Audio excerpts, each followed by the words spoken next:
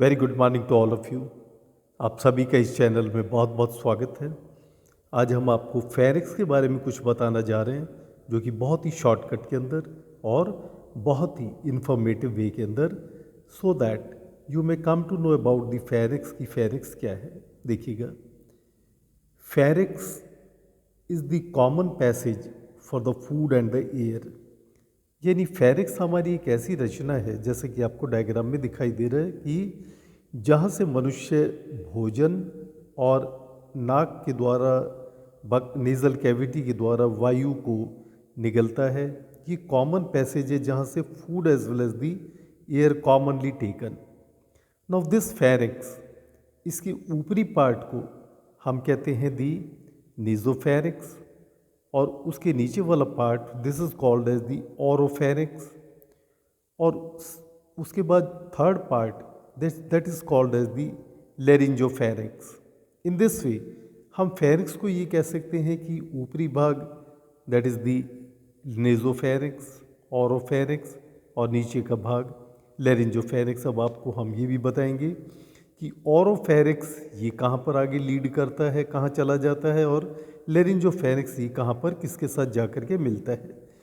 देखिए, आप डायग्राम की तरफ देखेंगे तो आपको बहुत क्लियरली दिखेगा कि the oropharynx, this is the oropharynx, it leads to the food pipe, that means it is leading to the oesophagus.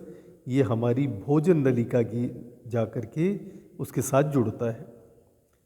When we C the लेरिंजोफेरिक्स, laryngopharynx ये देखिएगा, laryngopharynx is the part which leads to the trachea, यानी windpipe के साथ जाकर के जुड़ता है। इन this वे हमारा ओरोफेरिक्स फूड पाइप के साथ जुड़ता है, भोजन नलिका के साथ, और लेरिंजोफेरिक्स, फेरिक्स का भाग हमारा जाके जुड़ता है सीधा ट्रैकिया यानी विंड पाइप के पास। यानी आगे जाकर के ये दोनों भाग अलग अलग बन जाते हैं, अलग अलग चले जाते हैं।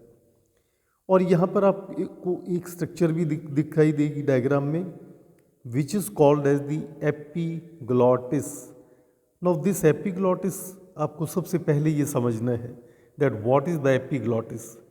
The epiglottis is the muscular structure which is present at the opening of the और at the starting of the oesophagus as well as the trachea, यानी विंड पाइप और फूड पाइप के बिल्कुल स्टार्टिंग में ये एपीग्लॉटिस नामक structure पाई जाती है। This is under the control of the nervous system. हम जब भोजन खाते हैं, भोजन खाते समय epiglottis it closes the windpipe, यानी ये ट्रैकिया को क्लोज कर देती है ताकि फूड मटेरियल हमारी सांस की नली में ना जा सके। जब हम भोजन को निगल लेते हैं, दिस एपीग्लॉटिस ओपन्स, ये एपीग्लॉटिस खुल जाती है, so that the air can enter inside the trachea. हमारी ट्रैकिया के अंदर, सांस की नली के भीतर वायु प्रवेश कर सके। और ये ऑल्टरनेटिवली इस तरह से चलता रहता है। भोजन खाते समय ये क्लोज हो जाती है, और भोजन निगलने के बाद ये एपीग्लॉटिस सांस की नली को खोल देता है, जिसको कंट्रोल करने के लिए हमारा नर्वस सिस्टम का ये काम करता है। Now about this pharynx, the buccal cavity opens into the pharynx. The pharynx, the upper part of the pharynx is called as the oropharynx, and the lower part is called as the laryngopharynx, जैसे कि अभी diagram में हम आपको दिखा चुके हैं। Now this is the common part of the food as well as the air. भोजन और वायु को निगलने के लिए ये कॉमन स्थान पाया जाता है।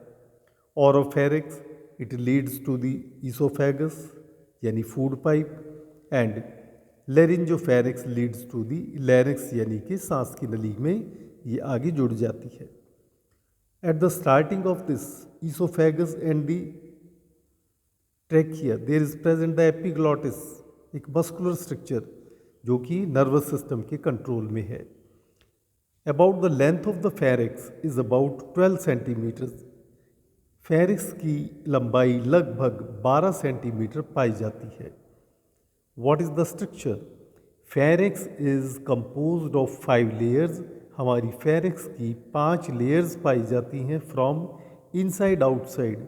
इनसाइड आउटसाइड का मतलब है कि पहले भीतरी भाग, फिर उससे अगला भाग, फिर उससे नेक्स्ट, फिर उससे नेक्स्ट और सबसे बाहरी भाग। तो सबसे इंटरनल पार्ट, सबसे अंदर का पार्ट कहलाता है mucosa. Next part is the mucosa के बाद सब म्यूकोसा, उसके बाद सब म्यूकोसा के बाद pharyngobasilar fascia. Then next part is the muscular coat and the outermost part is called as the buccopharyngeal fascia. तो इस तरह से इनसाइड आउटसाइड ये इसकी 5 लेयर्स पाई जाती हैं। Muscles of the pharynx. अब अगर हम मांसपेशियां देखें कि हमारी फेरिक्स कौन कौन सी मांसपेशियां पाई जाती हैं, number 1 is the longitudinal. Longitudinal का मतलब होता है लंबाई के बल पाई जाने वाली मांसपेशियां। ये कौन कौन सी हैं ये देखिएगा। Number 1 is the stylopharyngeus plus, number 2 is the palatopharyngeal and third one is the salpingopharyngeus muscle. ये 3 मांसपेशियां हमारी लॉन्गिट्यूडिनल मांसपेशियां पाई जाती हैं। Then there are the circular muscle. Circular का मतलब है ऐसी मांसपेशियां जो गोलाई के बल पाई जाती हैं, यानी सर्कुलरली प्रेजेंट हैं। These are the superior constrictor plus middle constrictor plus inferior constrictor, यानी ये इन तीनों मांसपेशियों का नाम दिया गया है दी सर्कुलर मसल। तो इस तरह से हम ये कह सकते हैं कि मसल्स में लॉन्गिट्यूडिनल मसल्स प्रेजेंट हैं, सर्कुलर मसल्स प्रेजेंट हैं। What is the nerve supply? इसमें नर्व सप्लाई कौन सी पाई जाती है? By the branches of the vagus nerve. Vagus nerve बेहद महत्वपूर्ण नर्व है जो हमारी फेरिक्स में सप्लाई होती है, और हम ये कहें कि ये ब्रेन में से निकलने वाली this is the 10th cranial nerve जो मैक्सिमम हमारी बॉडी पार्ट्स के अंदर up to the small intestine तक सप्लाई होती है। So this regarding the pharynx. और ये फेरिक्स की स्ट्रक्चर, आई होप कि आपको फेरिक्स की स्ट्रक्चर समझने में कुछ आसानी हुई होगी। और please like the video, share the video and subscribe the video. आगे ये भी हम इसी तरह से आपको सिंपल वे के अंदर with the help of the handmade diagram आपको इसे समझाने की कोशिश करते रहेंगे, ताकि एग्जामिनेशन पॉइंट ऑफ व्यू से आप इसे अच्छी तरह से समझ पाएँ। Thank you very much.